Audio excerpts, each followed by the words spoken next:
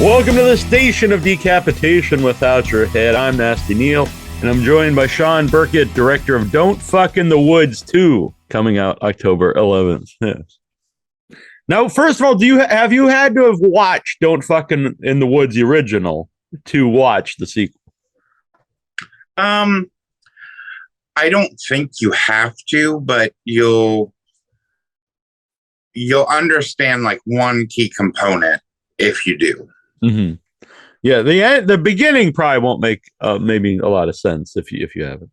Right, like the opening scene won't really make any sense, but after that, you'd be okay. Yeah, and I think you'd still be able to enjoy it.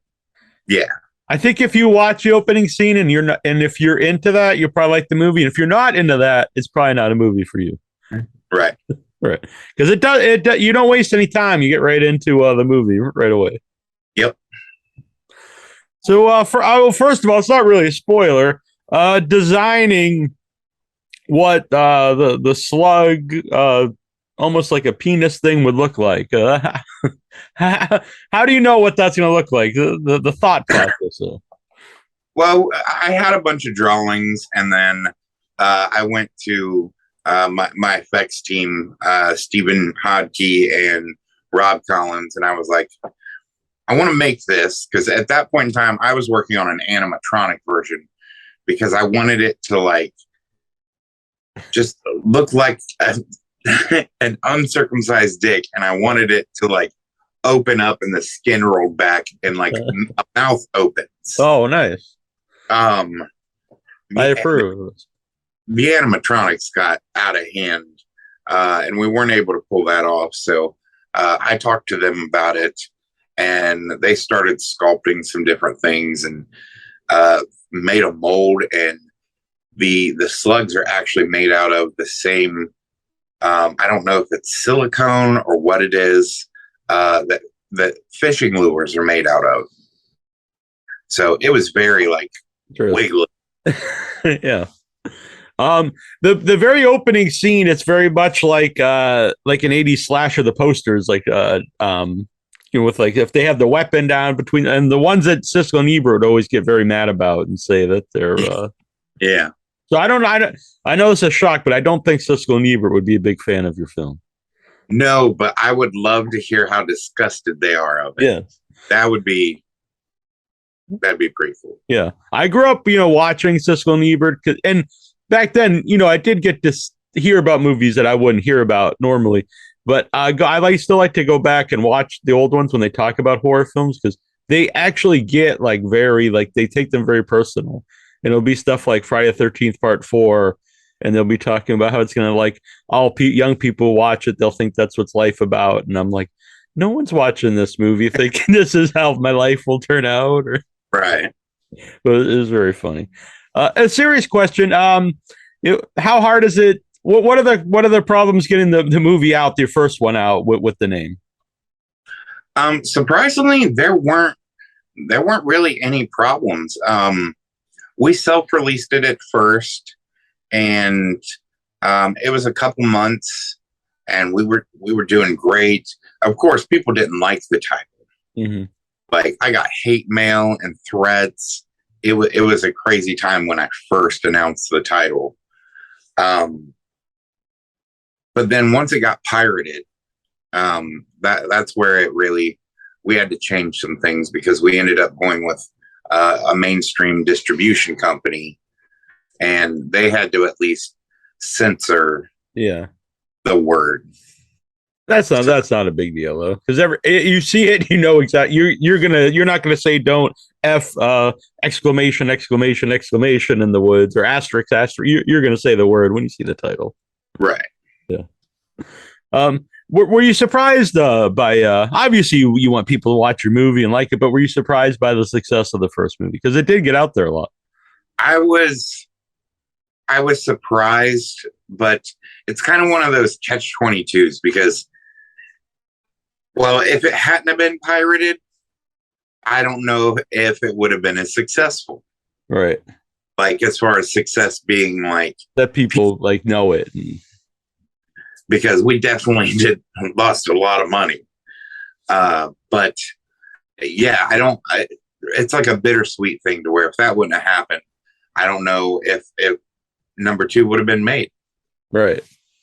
It's also probably best for your mental health to think of it that way, as opposed to dwell that it's been pirated and Yeah. try to add up the money that would have been. Oh, I didn't. I don't think I ever actually added up the money, but I did seek out, and the one time that I actually like counted how many times like on different sites it had been downloaded. It was over 2 million times, and even if I would have got like a penny from Right. each time, I can tell you I would be in a much better position than I am now. So, on the title, honestly, it works because that's what most of the 80s like slasher movies are about. Don't go fucking in the woods, you're going to get killed. But then when you watch it, there is more to it than that. It's like an STD film, really.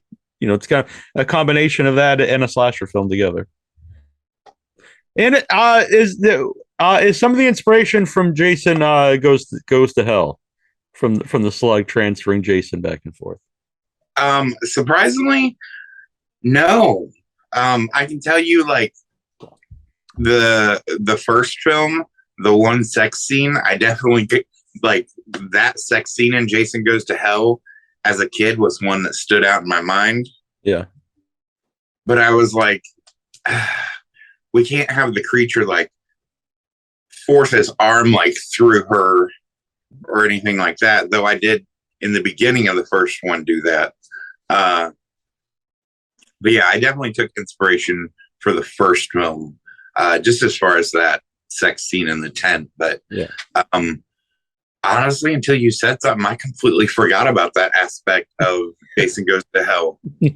Right. You don't sit around thinking about the fine film Jason Goes to Hell off.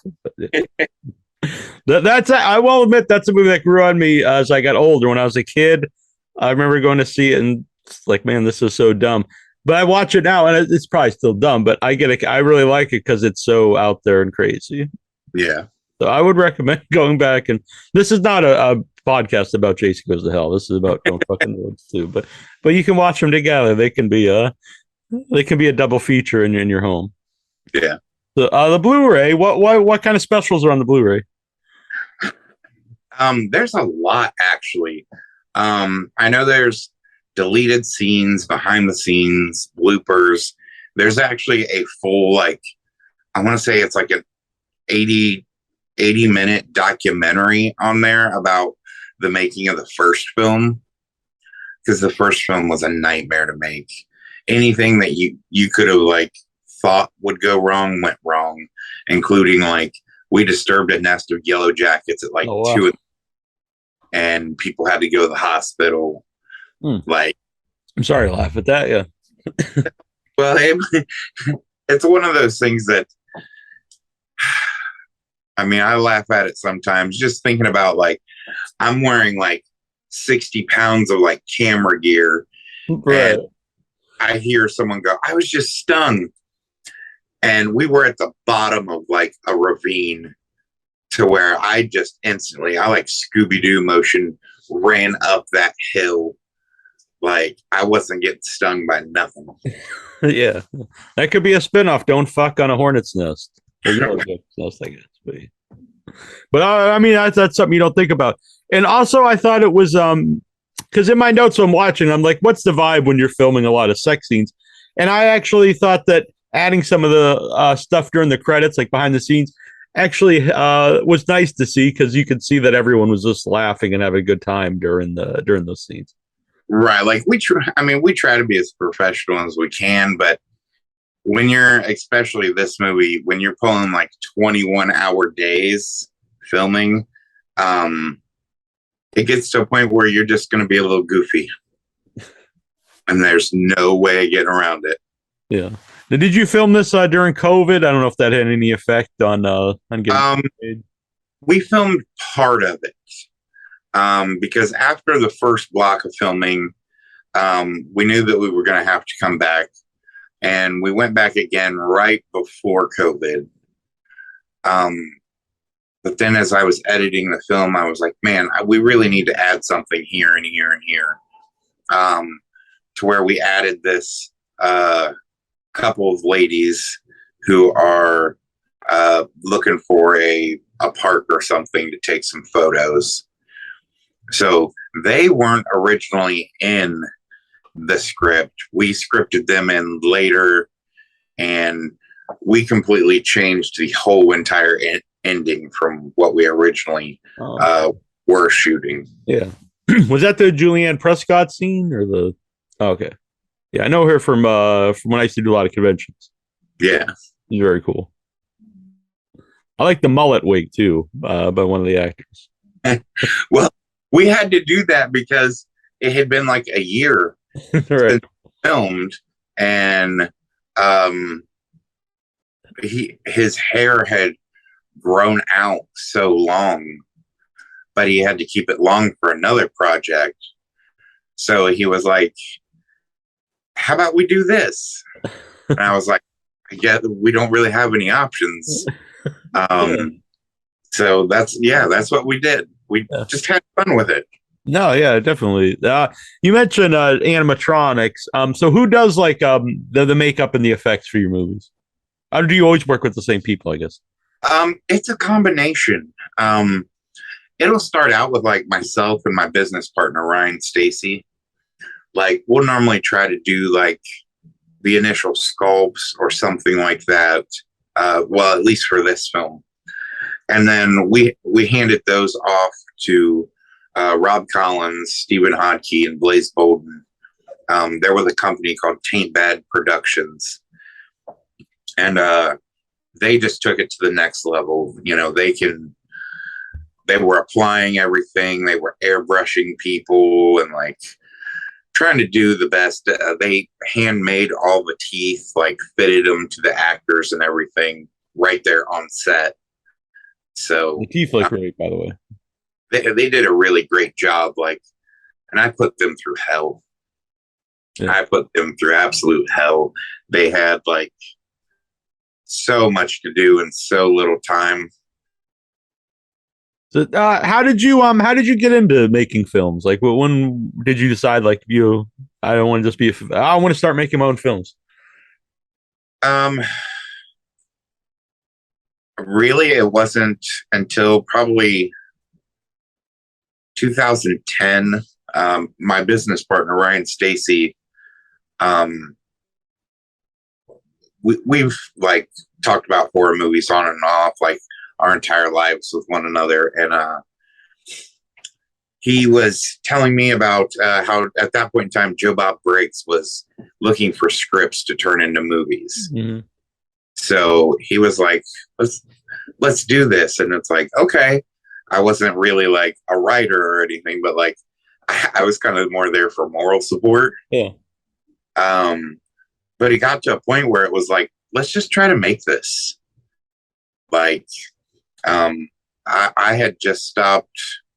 I was a touring musician before that, and I had a child, and I couldn't go on the road as much. So I was like, I need to find something else that kind of has the same energy.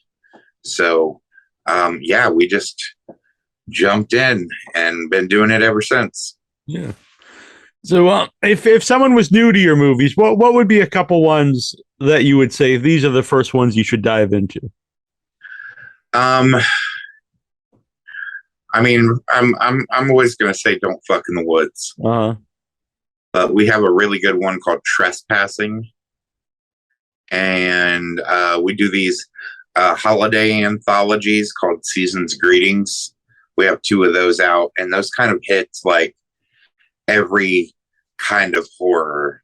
Like there's like body horror, there's straight gore, there's comedy, like those kind of like there's something in it for everybody. Yeah. Did you guys all make all the bits in those anthologies, or are they made by like other directors? Normally it's us. The first one we did have one other director make a film. The second one, Concept Media, we have like, I don't even know how many people at the moment. I think 9, and they're all like various actors, writers, directors. So we try to keep it in-house as much as possible. I'll admit I've not seen the holiday ones, and I'm a big fan of Christmas horror films. They have a soft spot for me. Even the real bad ones, I think, are entertaining. So I would like to watch these. Well, we have I know Season's Greetings 2 is on Tubi right now. Okay, I'll check this out. Yeah. Do you have any favorite holiday horror films besides your own, of course?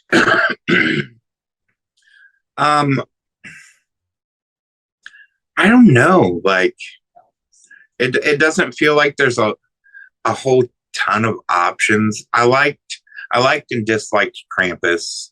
Yeah, I would probably agree with that. But it's like, I don't know, like as a kid, I mean, Gremlins, I consider that Gremlins, yeah, a holiday horror film. Yeah. I'm a big fan of Jack Frost with the snowman, the killer snowman. I like. There's a real bad. I can't really recommend it unless you just like anything horror Christmas movie. But the movie Elves with Grizzly Adams, I forget the man's actual name. It's a very bizarre movie. It's like this old Nazis trying to make like he's trying to mate like his granddaughter with like an elf to make like the master race, and it makes no sense, but it's an amazing film. Gotcha. I also am a part of an anthology. It's called 13 Slays, and that's on Tubi as well. Oh, okay. And I saw your new film Stranded. Just played at Whorehound, which I think you might be wearing the hoodie. I think. Yeah, I am. I could just see the top of the logo, and I thought that was it. So how did that play? What was that? What was the premiere like? It was really good. There was that'll be my second showing that I've had there, to where it was pretty much a packed house. Like they were saying that there was seating for 300 people. I feel like it was safe to say that there was 140 people. Only because, I don't know. I didn't sit there and count people, right, but like I feel like there was at least 140 people, which was very close to when Don't Fuck in the Woods 2 played there in 2021 in September. Mm-hmm. No, a Horror Hound's a convention, right?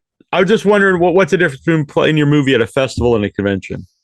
Well, it's a convention and a festival. Oh, so it's combined. Okay. Yeah, they kind of split it up to where the festival aspect is at the hotel across the street from the convention center. That's probably best because I've been to conventions that also show movies, and generally it's not the best audience because a lot of people who they just kind of go there to sit down in between like meeting the other people, so they're not necessarily paying attention. But a festival, people there to see the movies, right?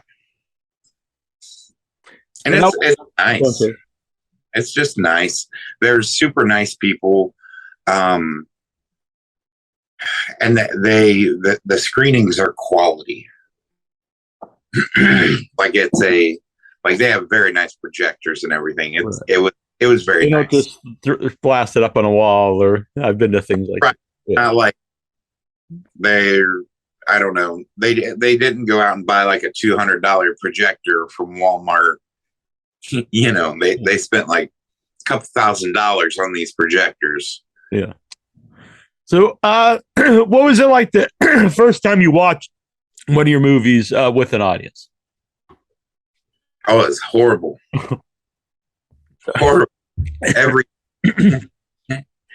Just horrible, because I knew the points where I would want them to react, right?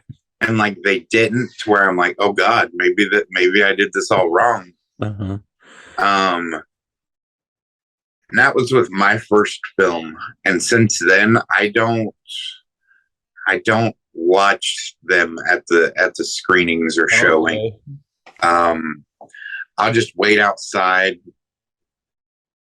Drink some too nerve-wracking, I assume, yeah. Yeah, it just it's a different form of anxiety than I've ever experienced before. Yeah. I understand. So, what do you think the benefits are for someone to play festivals? Honestly, networking, meeting other filmmakers, meeting other people that are, I mean, they're essentially doing the same thing you're trying to do. Because let's face it, I mean, there are a lot of filmmakers out there, but there aren't a lot of filmmakers.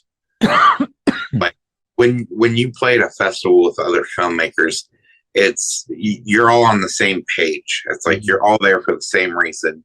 You kind of feel like, I don't want to say connected, but like, I don't know, like there's some sort of weird bond almost. Yeah. Where it's like, we're here together. Mm-hmm. But yeah, you just meet great people, and I don't want to say it's one of those things that it can further your career or anything, but like making those connections with those people could help you later on in another endeavor. Yeah, no, I 100% agree. That was one of the main things I missed during the lockdown COVID was not being able to go to festivals. Yeah, and I've been to like real big festivals, but I do actually kind of like a smaller festival best, like my local one, Boston Underground Film Festival, because it has more of a community feel where everyone is in the same screen as opposed to multiple screens, and you kind of all split up. There's something about everyone watching the movie together, and then afterwards going to the bar or karaoke or whatever. And like you said, some of them may be bigger, quote unquote, bigger directors, and then maybe just a local guy. And like you said, they're kind of all in the same. Everyone feels the same. You're all like on the same level. Yeah, sharing this weird world of strange horror movies. What did your family think of you making movies? Like, does your parent? I don't know. Maybe you don't talk to your parents. I don't. But do your parents watch Don't Fuck in the Woods? I can't say that my parents have ever seen it. I've given copies because I'm one of those people. It's like I'm like the black sheep of the family, so it's like they expect that I'm going to do the opposite of what I should do. So I don't even try anymore. But they're like, "Oh, so you're making money at this?" Oh, so okay. So at least it's They're like, okay. They still haven't watched it, but I'd have to say the only thing is that I have two kids that are now 10 and 12. Mm-hmm. So when we were making the first one, it was really hard not to like curse or say the title without little ears around. Right. So, but even they just called it "Don't F in the Woods." My daddy's what, Ryan? Or don't mess in the woods. Yeah, they just be like, my daddy makes "Don't F in the Woods." I love it. It's very cute. Have you ever thought of making a family-friendly horror film that you can watch with the kids, or the kids could be in?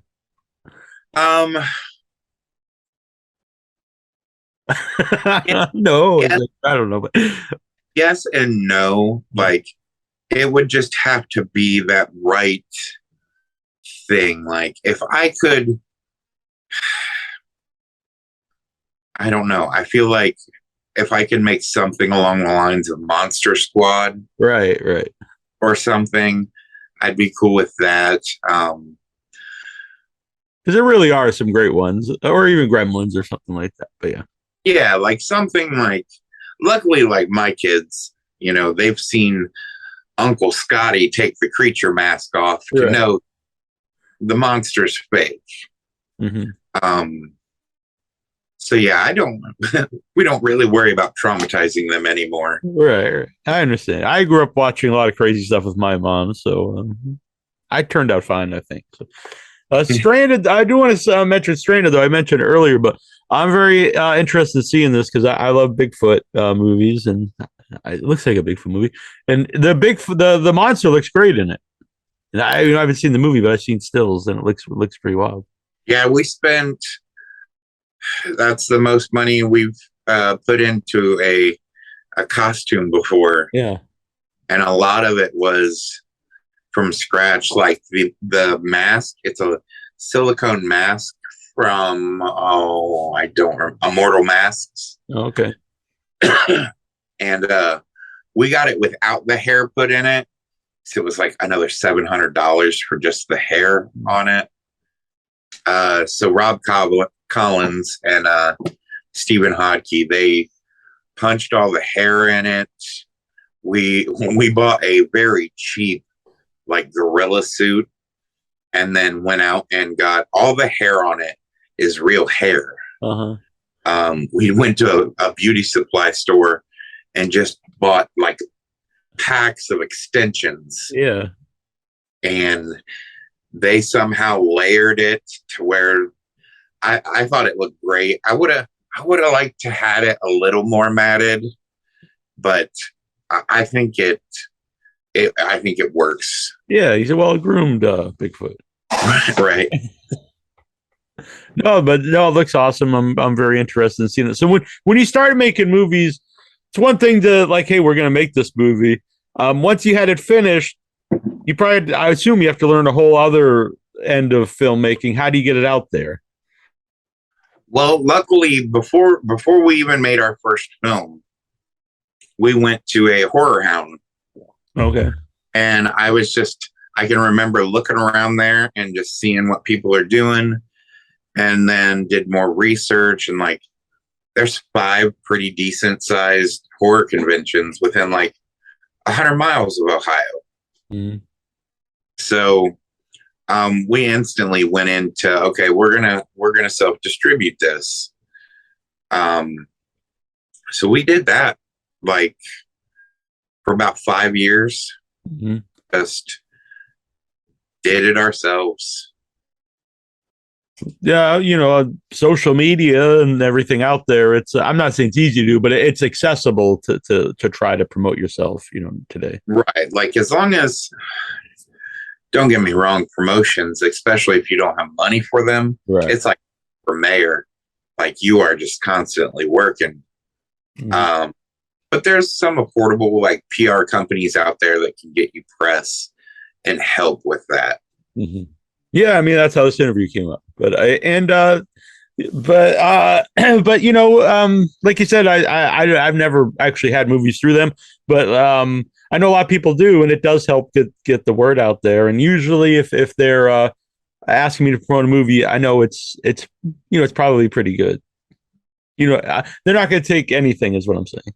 Right, like they are very selective. So, but what's nice is that, like, knowing, especially with October Coast, like knowing like they've got a foot in horror. Yeah, like they represent. They've represented a couple of my buddies' films, and that's why I was like, I really want to work with them. So, yeah. Did you ever go to Nightmares in Ohio? That's a festival. Actually, Don't Fuck in the Woods played there once. Oh, cool. Yeah, Nightmares was super. Man, I would love to win one of those statues. Yeah. They are just crazy looking. Mm-hmm. Cheap plug for myself. My movie is playing in a few later this month in at Nightmares, and it'll be my first time there. And I'm also very nervous to watch a movie with people, so we'll see how this goes. Nightmares is so laid back. I love it. Have you been there before? No. It's literally like, it's at Gateway, which Gateway is a great theater, but you can just spend all day just going back and forth to theaters, to the bar, to theaters, to the bar. Yeah. It's really nice. Oh, cool. Yeah, I've heard good things from all my filmmaker friends. It's one of their favorite festivals, so I'm happy about that. So let's see. Where's there a website or anything for people to follow Don't Fuck in the Woods to, or yourself? I'd say conceptmediallc.com.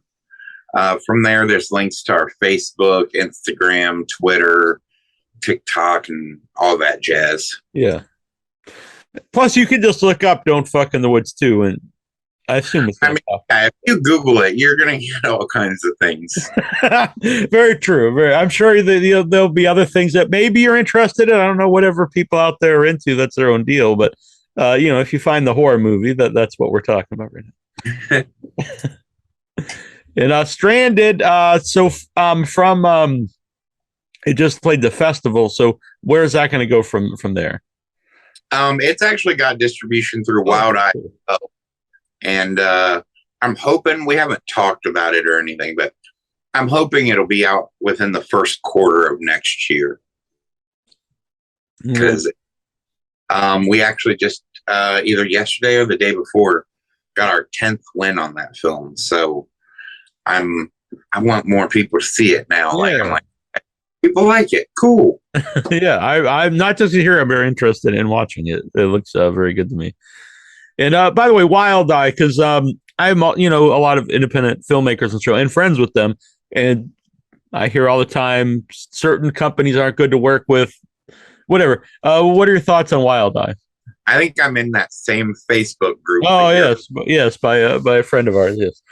My thing is that,